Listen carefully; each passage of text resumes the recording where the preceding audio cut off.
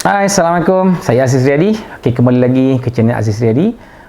Saya berkongsi kepada ramai orang dalam internet berkenaan dengan perancangan kewangan, tips-tips kewangan, tips pelaburan dan juga bisnes. Okey, saya nak sambung video saya yang sebelum ni, iaitu bagaimana orang buat bisnes kena tahu 3 benda. Yang pertama, tahu menjual. Kedua, tahu nak collect duit. Ketiga, tahu bagaimana nak pastikan dapat repeat sale. Jadi yang video pertama saya dah share sikit bagaimana asas nak menjual ni. Kan apa yang you perlu tahu sebelum you menjual ni. Okey. So kali ni video kedua. Video kedua ni anda kena tahu bagaimana nak start close, nak close deal tu. Dan nak collect duit.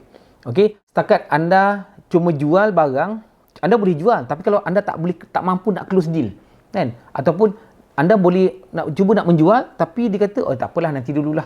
Dia fikir dululah. So bagaimana kita nak convert dia daripada nak tahu ataupun dia dengar apa yang kita cuba nak sampaikan, masalah yang kita cuba nak selesaikan, dan dia ambil masa tu juga, kan? Kita panggil closer. Bagaimana kita nak jadi good closer ni? Okey, saya berdasarkan pengalaman saya lah. Mungkin ada orang tanya, apa pengalaman saya? Okey, untuk pengetahuan anda semua, kan, saya dah start buat bisnes secara serius sebenarnya masa belajar dekat universiti. Tapi sebelum tu lagi saya dah start buat bisnes, kan, masa sekolah. Yang ni berkaitan dengan ilmu yang video pertama tu, iaitu ilmu menjual. Sebab saya masa tu duduk asrama. Jadi duduk asrama, makanan kadang-kadang sedap, kadang-kadang tak sedap, dan kebanyakannya memang tak sedap lah. Jadi budak-budak ni kadang-kadang dia nak makan sedap je. Dia bukan macam khasiat sangat, dia makan macam sedap nak makan. Jadi antara benda yang saya nampak orang suka makan adalah telur goreng letak kicap, kan? So bagaimana saya convert masalah tu, kan? Orang ada masalah tu, saya nampak peluang tu, saya buat servis telur goreng, kan? Saya goreng telur kat asrama tu. So saya jual telur satu biji. Masa tu saya beli telur tu 30 sen, kan? Saya jual 50 sen. Macam itulah, lebih kurang lah. Saya ingat lama, tahun 1990-an masa tu, kan? Lepas tu pula masuk universiti, saya dah start belajar bisnes dengan satu toki basikal ni. Asalnya pun sama juga. Asalnya saya nampak masalah, kan? Masa kat UTM Skudai, tahun saya masuk UTM tahun 1995. Masa tu kalau duduk asrama, budak tahun 1 duduk asrama, dia tidak dibenarkan bawa motosikal, jadi dibenarkan bawa kereta ataupun kenderaan lain lah, basikal lah. Selebihnya jalan kaki. Jadi bila saya nampak, bila tak boleh bawa motosikal, kan, asrama pergi ke fakulti agak jauh, kan, mungkin 15 minit, 20 minit. So kalau naik basikal mungkin 5 minit atau 10 minit. Jadi kat situ saya nampak peluang. Asalnya saya sendiri beli basikal. Bila saya convenient kayu basikal, saya pun start promote, kan. Orang lain pun start tanya beli basikal kat mana.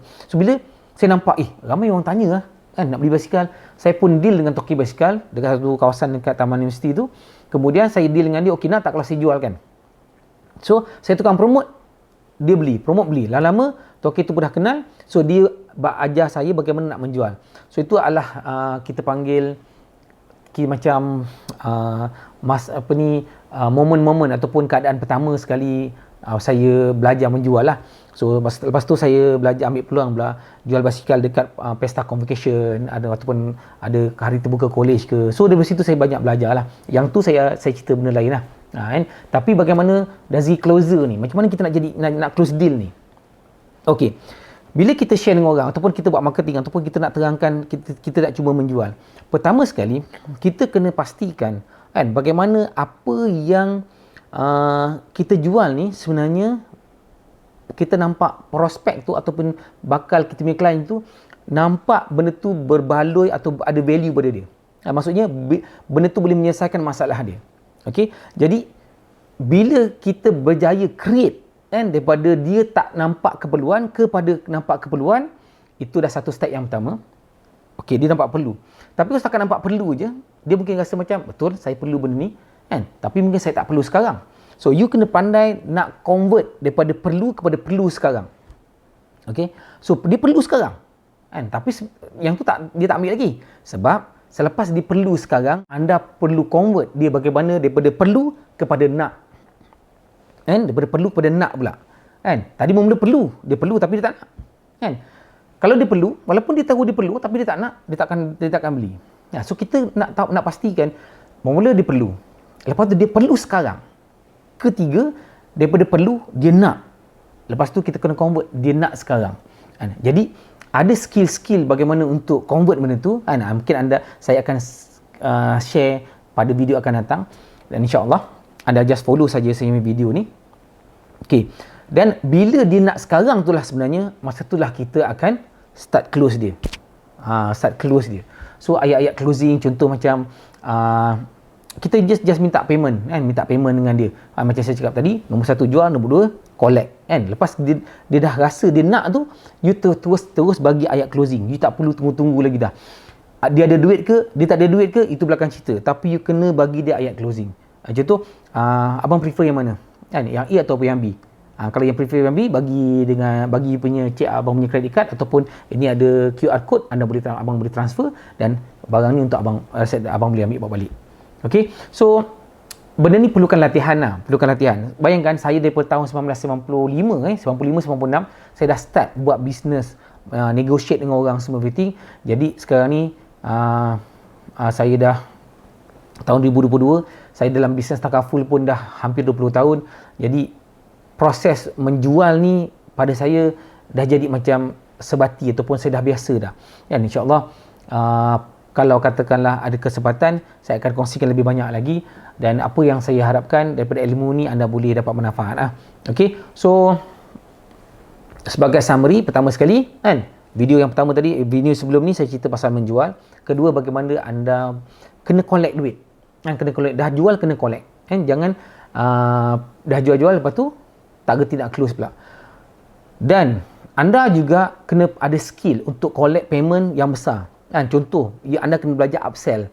Contoh, harga tu asalnya mungkin RM50. Bagaimana anda boleh gunakan skill anda untuk jual tambah lagi mungkin RM20. Contoh, okey bang, kalau abang tambah ni dapat ni bang. Kalau abang tambah ni dapat ni. End up dia mungkin beli barang harga RM100.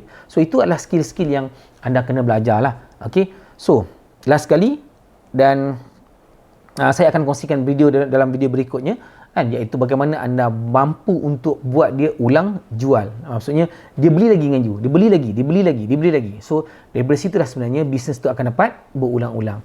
Dan saya rasa itu saja kan. Selepas ni insya-Allah kalau ada rezeki, saya akan buat video lain berkenaan bagaimana nak dapatkan repeat sales, dan kemudian bila you dah start ada duit, bagaimana you nak kembangkan duit tu menjadi portfolio investment, dan seterusnya boleh dapatkan income cash flow daripada situ. So daripada cash flow tu boleh settlekan you punya hutang, dan juga boleh capai financial freedom insya-Allah. Assalamualaikum warahmatullahi wabarakatuh. Jangan lupa subscribe dan tekan butang loceng.